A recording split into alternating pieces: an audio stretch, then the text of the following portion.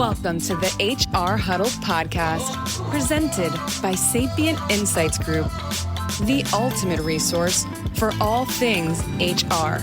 It's time to get in the huddle.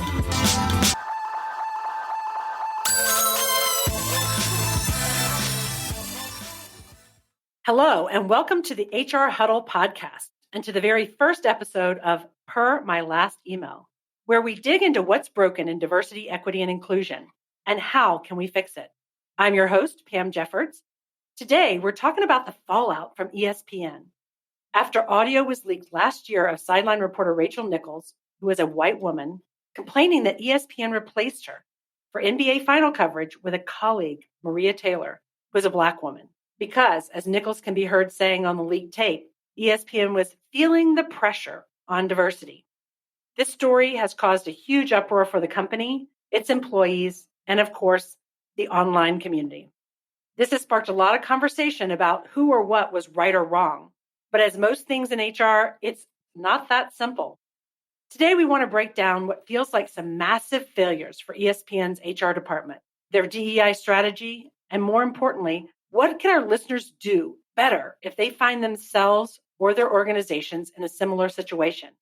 I've called in two experts in the field to help us. With me today is a special guest and a friend. He is the Vice President of Diversity and Inclusion at Ball Corporation, one of the most revered quarterbacks in University of Colorado history, as well as a sideline reporter and analyst for games at CU. He brings a powerful perspective. Welcome to the show, Charles Johnson, or CJ. Pam, it's so good to be here. This is awesome and looking forward to engaging the conversation. Wonderful. And from our home team, 1/5 of the HR Huddle crew, the host of the podcast, HR, We Have a Problem, Kim Seals. Thanks, Pam. Hey, CJ. It's great to be with you all here today. I'm looking forward to a great discussion. Likewise, Kim, looking forward to it. I want to quickly set the scene for our listeners who might not be following online. Last year, while in the bubble, covering the NBA playoffs for their employee ESPN, reporter Rachel Nichols was in her hotel room on what she believed was a private phone call with LeBron James's longtime advisor, Adam Mendelsohn. She was asking for an interview with the LA Lakers star when she started to ask Mendelsohn for career advice. Here's where things took a turn. Nichols is heard complaining that the spot as the host of 2020 NBA final coverage was given to a fellow reporter, Maria Taylor, as a diversity play. Nichols did not know the camera was on, recording the exchange and sending it back to ESPN servers, where production staff overheard the conversation and saved it to their phones. They then passed it around, including to Maria Taylor herself. CJ, this conversation was problematic in plenty of ways. There are plenty of people who also think that maybe the repercussions and blowback have been a bit too harsh, given that Nichols was on a private call in their private hotel room. But from your perspective as a VP of D&I, what should Nichols be held accountable for, her intent or impact? And as a Black man in corporate America, why did this strike such a nerve? It's a great question. And this whole situation, this scenario provides for all of us an opportunity to take a step back. What Rachel Nichols said, while to some may be problematic, why is it not expected? Why will we not anticipate that might be the position or the perspective that she's taken? I see this all the time in the corporate space where we either, because it's a major blind spot of ours, are truly shocked and surprised that someone might say in this environment in which diversity and inclusion is, sort of at the top of everyone's list, that my situation, my personal situation might be impacted by that. Why is that a shock?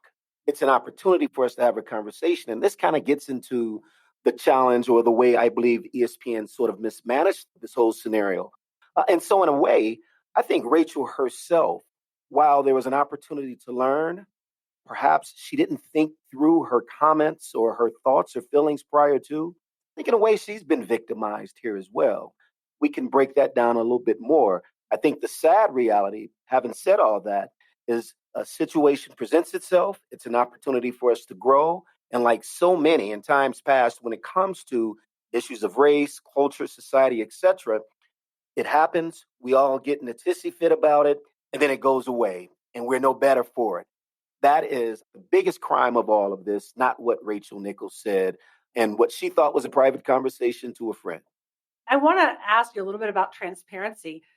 Was that part of the problem, that when it happened, the instinct was to cover it up, hold it tight, keep it in-house, as opposed to discussing it and having conversations and letting the world know a little over a year ago that it happened?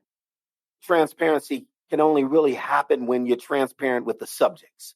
And I think that's a big challenge, a big problem. Like so many corporations, you look at processes and procedures before you recognize that people have heartbeats, they have feelings, they have experiences. They're not two-dimensional. They come from different backgrounds and different perspectives.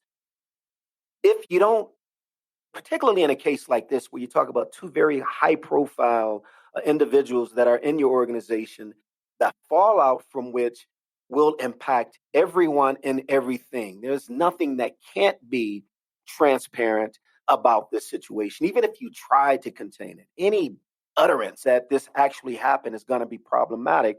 And the problem is you lose control of the narrative. You have no control of it right now. And we're all having this conversation right now, really filling in the blank spots, the gaps of what actually took place, instead of ESPN saying, listen, let's get to the root of it. Let's resolve this issue. I'm not expecting Rachel and Maria to be best friends and buds for life, but we are going to level set right here. And then we'll tell the story to the world, what actually took place, as opposed to folks engage in their own perspectives, running to their positions and filling in the blanks themselves. CJ, you bring up a great point about transparency. One of the things about this that really surprised me was how long ESPN was able to keep this under wraps. It's sort of fresh conversation for us. And part of the reason that this may have come in at this point was ESPN was working on their public statements around diversity. They were talking about how they needed to be a more inclusive and diverse organization. Perhaps some folks saw that as more of an empty promise, if you will, right? Especially knowing that this big incident has happened with two of their star players who happen to both be women, one black, one white, but they've got this going on. At the same time, they're saying, oh, we want to be more diverse and inclusive. From a D&I perspective, how did that play in as the decision to try to keep it under wraps? It probably played into it as we're all talking, we're kind of filling in the gaps here. But based on what we've seen and heard from the media thus far, there is a bit of a panic. Fear is probably the number one word. Is how do we go out and set an aspirational statement of where we want to be? At the same time, understanding we're not there yet without embarrassing ourselves, or cancel culture is real, right? I think it has to get back to, CJ, what you were saying earlier that I want to expand on is Rachel was just saying things that were on her mind. They were just coming out. She thought it was a private conversation. She wasn't being probably super careful about what she said. Is that where we all have to go now? And I'm not going to use the word politically correct, because this isn't about politics. It's about hurting someone's feelings, right? It's about saying something that's hurtful to another person. Is that where this needs to go, where we all have to really stop and think about what we're saying, even in private moments? The opportunity is, I think, gifted us in a way because Rachel spoke a truth to her, something that rang true to her, but would have never said that publicly or to an official at ESPN. I think that's the challenge.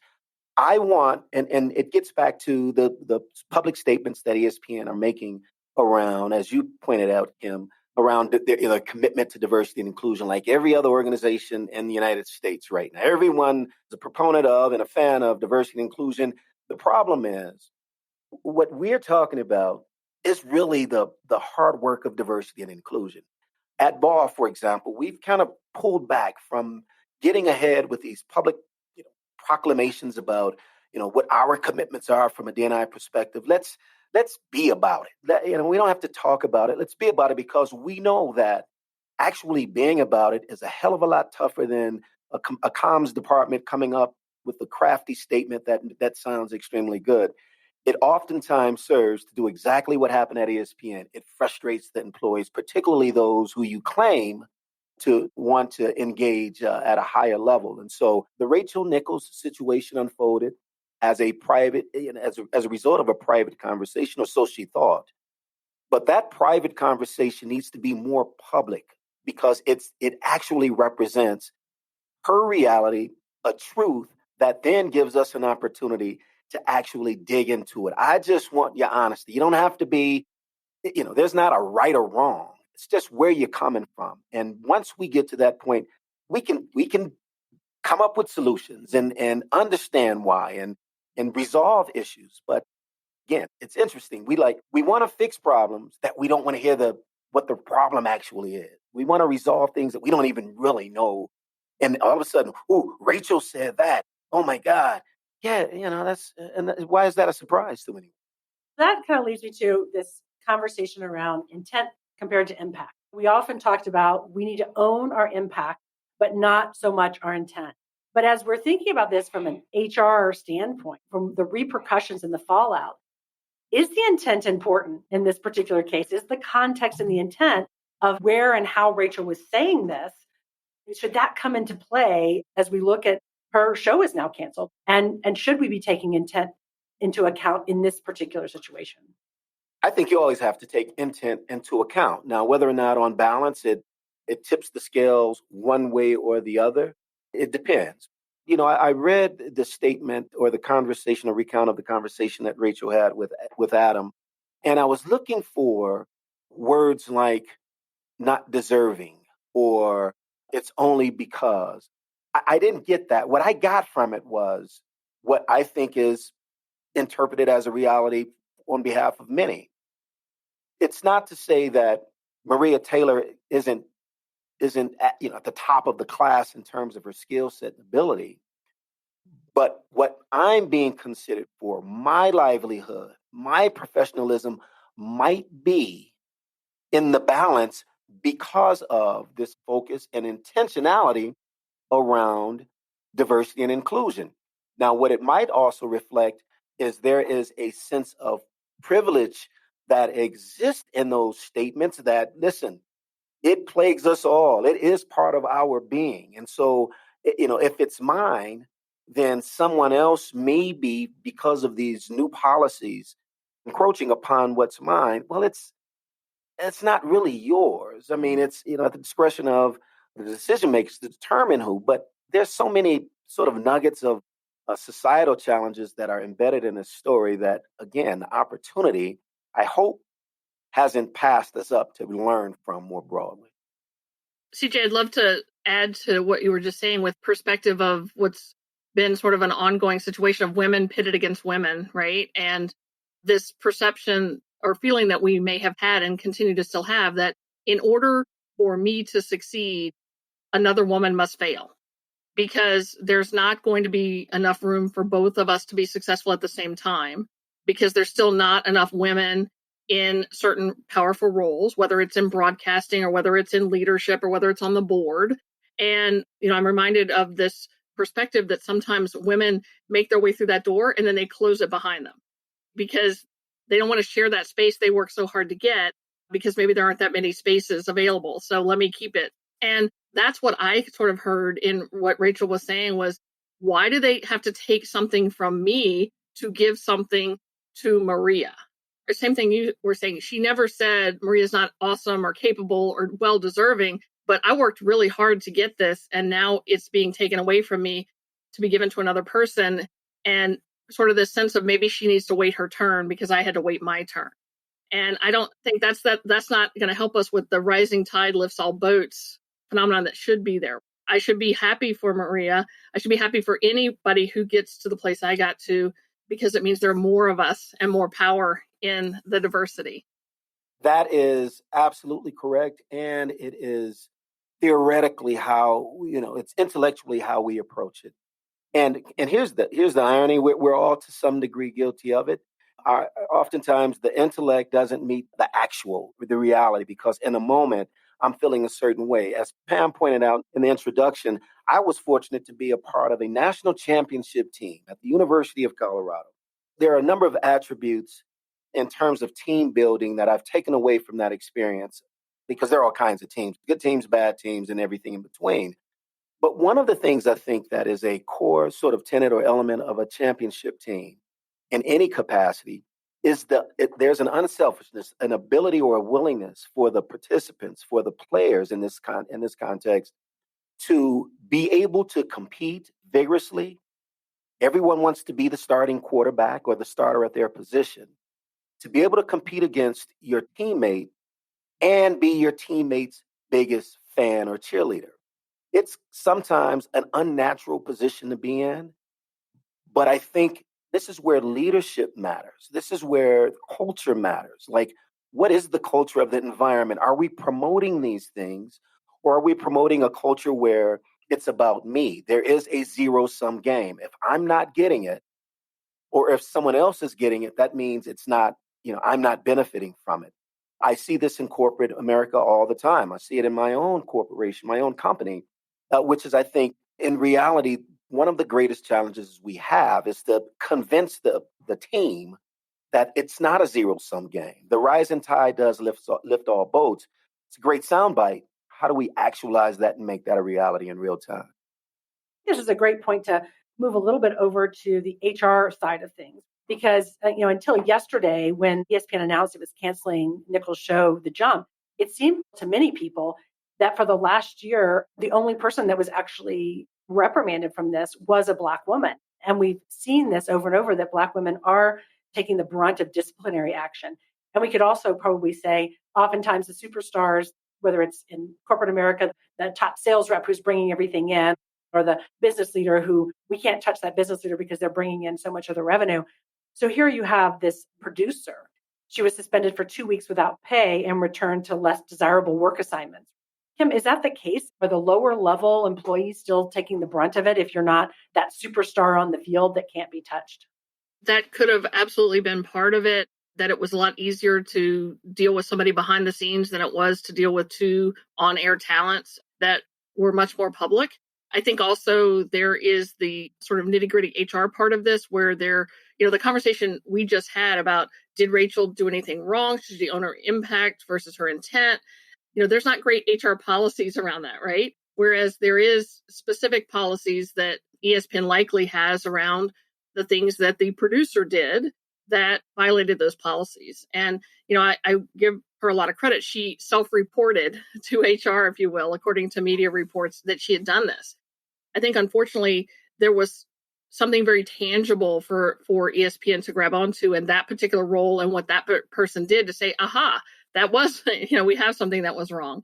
That's my best guess as to how that happened, where up until this became public and ESPN had to take a different turn on this, that the only person who got disciplined was that behind the scenes producer, who again was a Black female. See, Pam and Kim, you guys are going to get me in trouble because, now we're talking about HR, and I'm going to try to keep it as clean and as nice as I can, but you just poked the bear a little bit. Here's my point on that. I think what actually took place in this case was the result of the challenges that systemic exclusion brings to the table. If, in fact, this producer, and this happens, I see it all the time, if, in fact, this producer believed in the process that it would actually produce a just outcome in her mind, she probably would have taken a different type of action.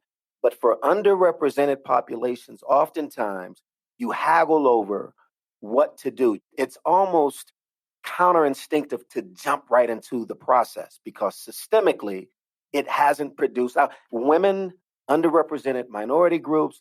The process hasn't worked for them. You're always questioning and manipulating and challenging your own sort of commitment to equity and fairness.